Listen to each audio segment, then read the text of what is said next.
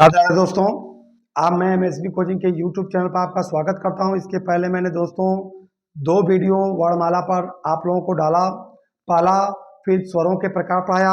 अब दोस्तों पढ़ाऊंगा व्यंजन ध्वनियों के प्रकार। व्यंजन के प्रकार उसके पहले मैं बताया था स्पर्श व्यंजन, उसके बाद अंतस्थ व्यंजन, संयुक्त व्यंजन, उच्छिप्त या द्विगुण, सभी के बारे में आप लोगों को बताया था।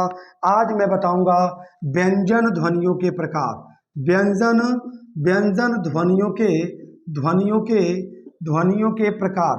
ध्यान दे दोस्तों, मैं topic by topic video upload करूंगा और मुझे विश्वास है आपको ज़्यादा ज़्यादा ये वीडियो पसंद आएंगे। यदि ये वीडियो पसंद आए तो प्लीज़ ज़्यादा से ज़्यादा लोगों को शेयर करें, सब्सक्राइब करें और लाइक करें। जैसे कह रहा है व्यंजन ध्वनियों के प्रकार। व्यंजन ध्वनियाँ दो प्रकार की पाई जाती है दोस्तों।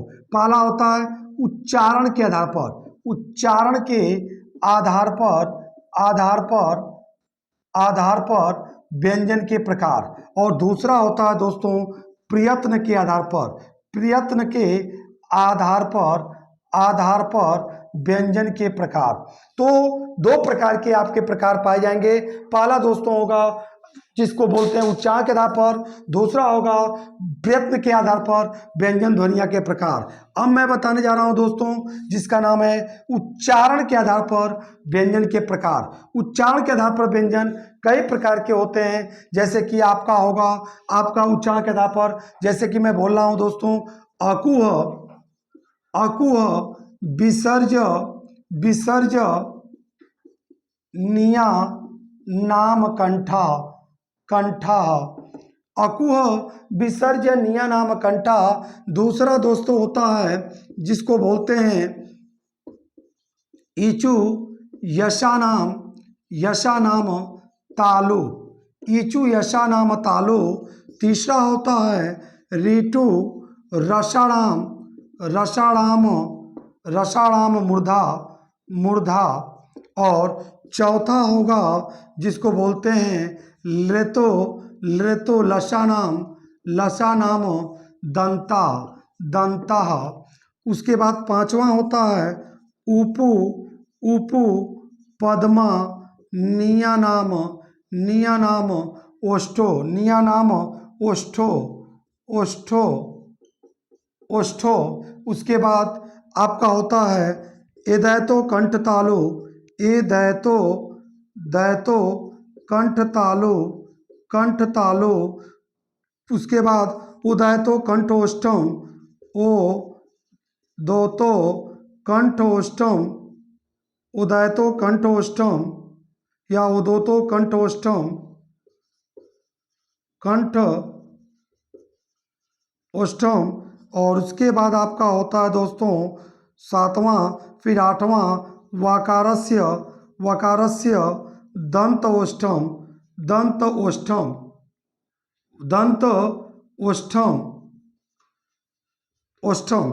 इसके बाद दोस्तों आता है आपका नेक्स्ट यम मंगनानाम नासिकाश्च।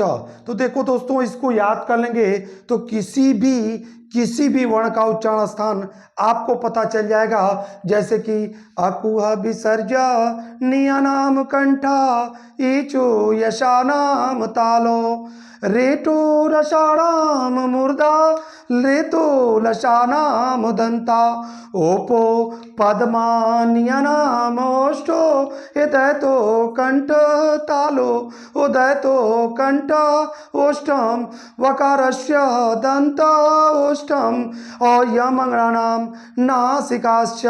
तो देखिए दोस्तों अकुह, विसर्जन, नियनाम, कंठा, अकु, और आ होगा।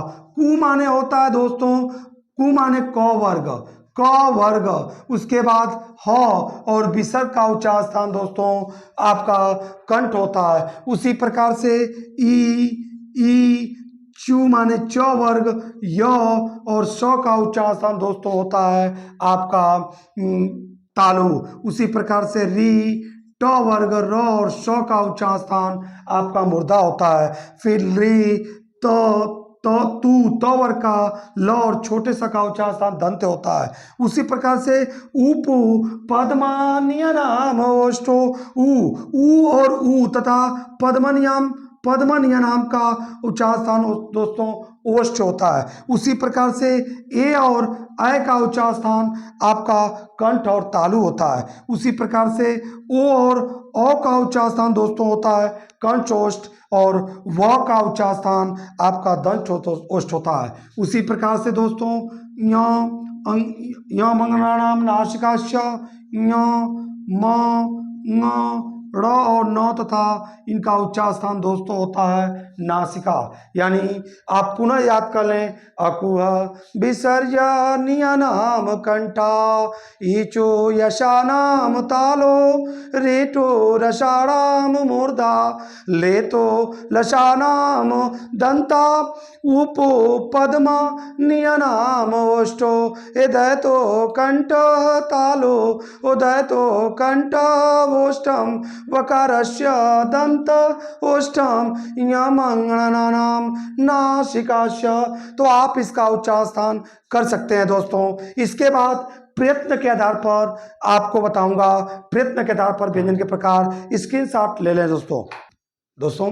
अब इसके बाद स्वर के जो प्रकार होगा, प्रयत्न के आधार पर व्यंजन के प्रकार। दोस्तों किसी भी वर्ण को बोलने से पहले जो हम यत्न करते हैं, जो प्रयत्न करते हैं, वही आपका होता है क्या, प्रयत्न के आधार पर व्यंजन के प्रकार। जैसे दोस्तों कोई अगर मान लो जाड़ा का मौसम है, कड़ाके की सर्द लग रही है, तो कई लोग कई प्रकार जब स्नान करने जाते हैं तो कई प्रकार से यत्न करते हैं। मान लीजिए कोई नहाने से पहले कहता है बड़ा ठंड लग रहा है, तो कोई पानी को छूकर कहता है अरे बड़ा ठंड है, और कोई नहाने के बाद कहता है कि बताओ हड्डी बचा है कि नहीं बचा है। तो इस प्रकार से जो हम प्रयत्न करते हैं वही प्रयत्न के आधार पर व्यंजन के प्रकार। जैसे दोस्तों कंपन के आधार पर, यानी जिन वर्णों को बोलने पर, जिन व्यंजनों को बोलने पर, यानी हमारे मुख से ध्वनि गूंज के साथ निकले, कंपन के साथ निकले। अर्थात कंपन के आधार पर दो प्रकार के होते हैं, एक घोष होता है और एक अघोष होता है। अर्थात जब गूंज के साथ निकलता है तो उसे कहते हैं दोस्तों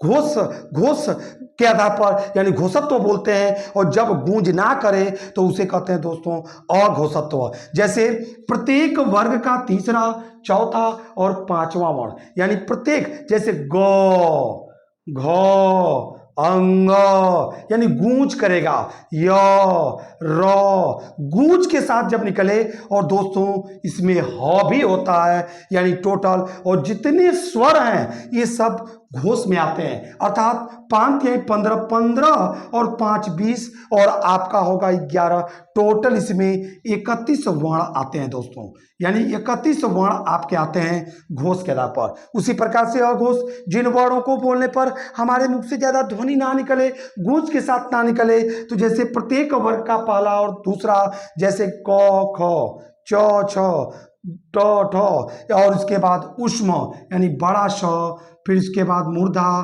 फिर छोटा स, इनको कहते हैं अघोष, यानी 5 दूना के 10 3 13 वर्ण।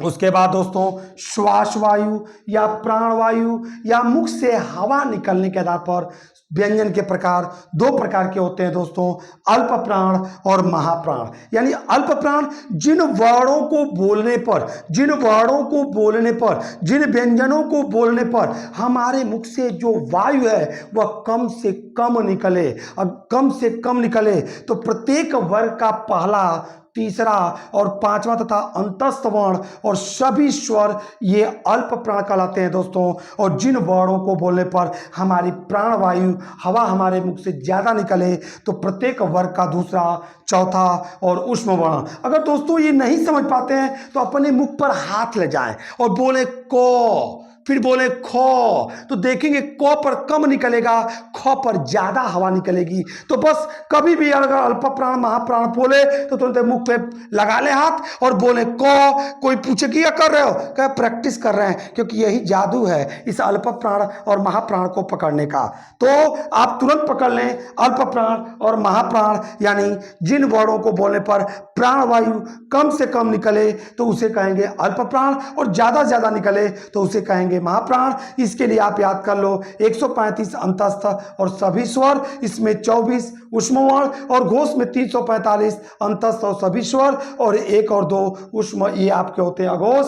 नेक्स्ट वीडियो में मिलते हैं दोस्तों स्वर आपका नए टॉपिक के साथ, जिसमें मैं पढ़ाऊंगा अगले वीडियो में रस, बड़े ही नए ऊर्जा के साथ, और रस के बारे में आप एक से बढ़कर एक तरीका आप पढ़ेंगे। धन्यवाद।